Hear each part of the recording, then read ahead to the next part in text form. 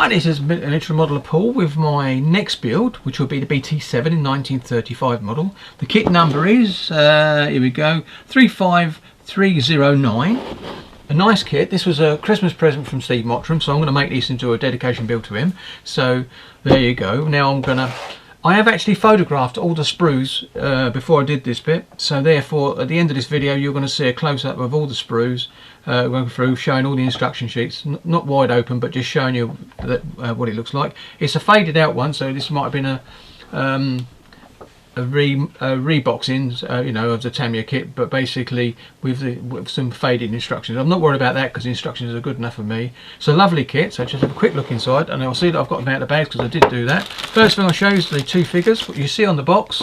So therefore I'll do that. Them two figures there are actually there, and inside there you've got a chain and some glass and goggles for the actual the crew members, and some headlights as well, because they've got headlights on this vehicle. So I'm going to put that over there. Then you've got your decal options, if you would like to think of it that way.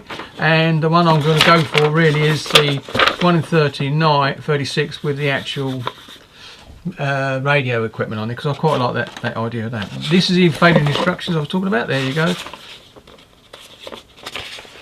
Faded instructions, quite straightforward. What I'm going to do is I'm going to go through what I did, show you what the instructions as I build it. I think that makes more sense to me. And there you go, you get a nice info sheet, and the English bit is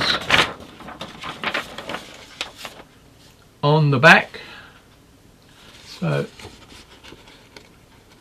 if you wanted to freeze that and read it, you're okay. I think I've got it all in. There you go. And I'm going to move it up now so you can read the bottom bit.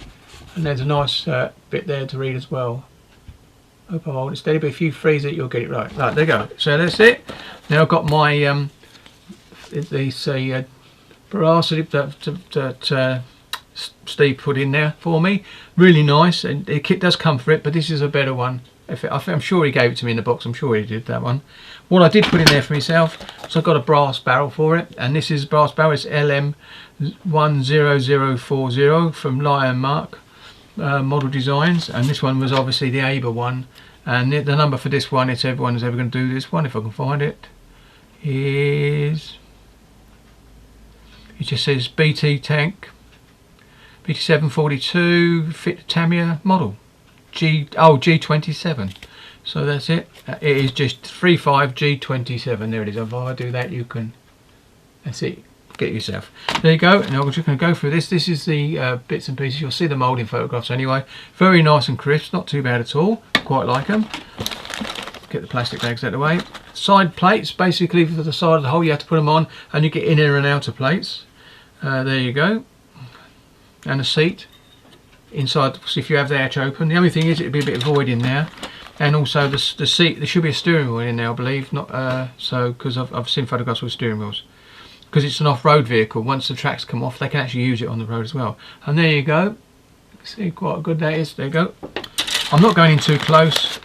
And these are two the same actually, so if I bring them up a little bit, I think you can see, oops, the photographs will show it all, but they are really nice. So that's the end of that one, and there's the actual kit supply decals, and also the kit decals meshes. Ideal spares for me, just in case anything goes wrong with the other one, but the brass will be much more pliable. So in a way of building it, I'm just going to put these back in here loose now, because I know I'm going to be building it, so it's not so matter. And then these bits and pieces, that goes back in. Two blokes go back in. They got a leg to stand on at the moment, so they get built. And whoops, wrong way around. There you go. And so that is it. That is my next build that will be coming up within the next week easily, next 3 or 4 days, because I've actually nearly finished the actual KV2. So there you go. So looking forward to getting started with this one, and this was a great present from Steve, as I just said earlier on, and this is a Steve Mottram appreciation build. He won't like that, but never mind. Anyway, so I'll catch you on the next video, and happy modding, and 2020 looks going to be a good modelling year, hopefully. Thank you very much. I'll catch you on the next one. Happy modelling.